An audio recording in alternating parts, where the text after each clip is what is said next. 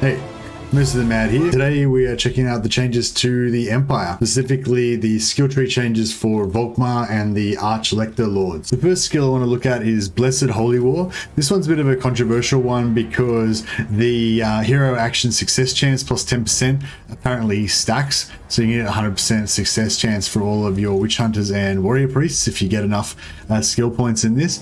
And both Volkmar and the Arch-Lector Lords can also take this skill. Particularly with the Arch-Lectors, they can take it at level 2. So as soon as you get them one level up, they can put that into Blessed Holy War, and then you can disband them and they'll still give the faction effect of plus 10% success chance and also plus 1 capacity for Warrior Priests and Witch Hunters. So I've done that. I've just been leveling up a bunch of them through my early campaign, taking extra lords, especially in the early game before you've got a lot of soldiers. It's fairly cheap to have 2 or 3 lords at once, and you can just level them up to level 2, replace them, and put a new one in, and then that will give you you know, quite a good capacity. I've got my Warrior Priest capacity up to 9 now, and so that's allowed me to have those Warrior Priests in my army and leveling them up then as well to get massive growth, so that I was able to get tier 4 on Altdorf by turn 27. I think it's possible to get it turn 26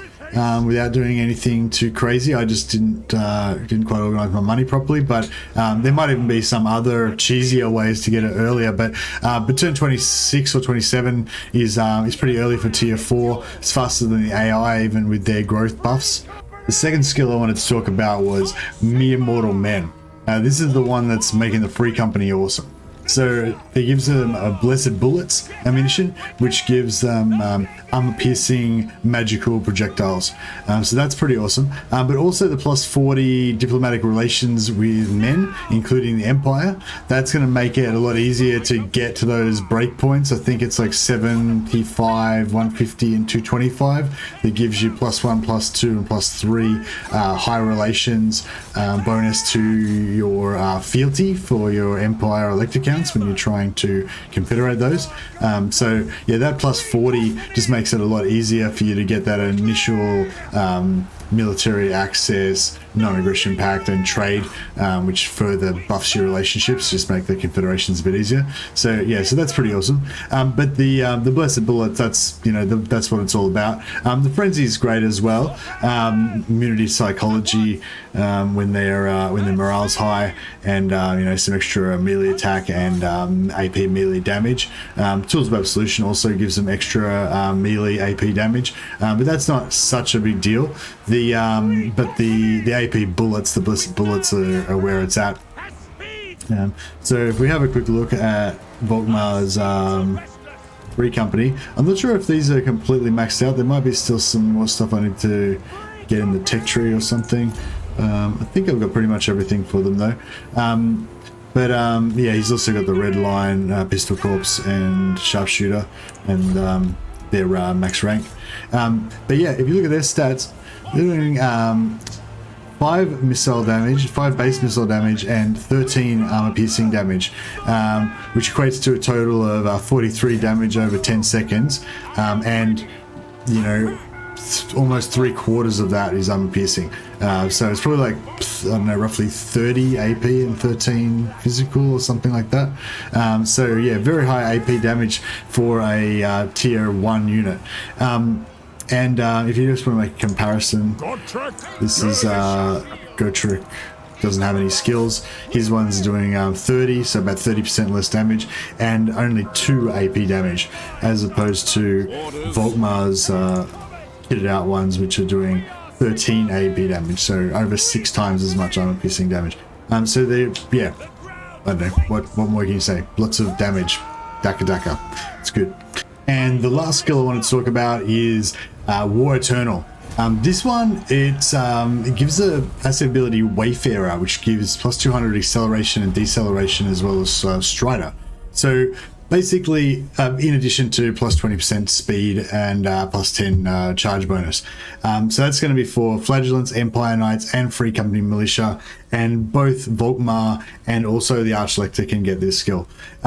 Now, the The speed's pretty straightforward, plus 20% speed, that's great, not much to be said about that. But the plus 200% acceleration and deceleration and the Strider, I was wondering how that was actually going to come into effect. So the Strider is good because it means that going up and down hills doesn't affect their maneuverability and their speed, doesn't slow down their charge bonus and that sort of thing.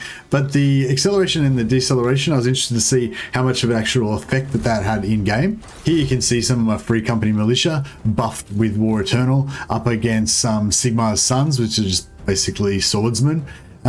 It's probably not the best example, but you can see that the Free Company are just heaps more responsive. That acceleration and deceleration just makes them really nimble. It seems like the swordsmen are naturally slower anyway, but that extra acceleration just makes them feel really nimble and responsive. So I can imagine it's going to be great for sort of kiting and maneuvering and all the stuff that you want to do with your Free Company, basically. This is probably a better example. You can see some Pistoliers here versus some Empire Knights. The Pistoliers have a natural speed of 90, with the Knights with their buffed speed of 80 with War Eternal. So the Pistoliers are quite nimble anyway, but you can see here the Knights appear to get a little bit of a jump off on the initial takeoff. Then they hold up quite well for a while, but then the Pistoliers with their 90 speed versus 80, eventually pull away. Here's a side view where you can see a bit better. The Knights obviously get the faster takeoff, and that's even though I would assume that the Pistoliers are the naturally nimbler unit with a higher base acceleration. The Empire Knights were actually a real pleasure to use in battle. Just much more maneuverable. That extra 200% acceleration, deceleration, and Strider just lets you maneuver them around the battlefield easily.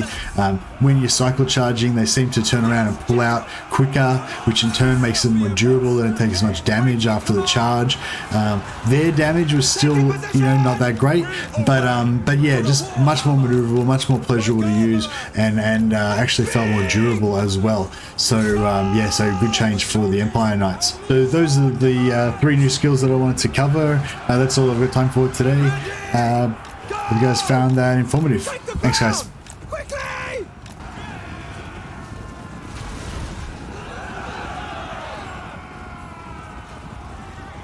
Death to the enemy!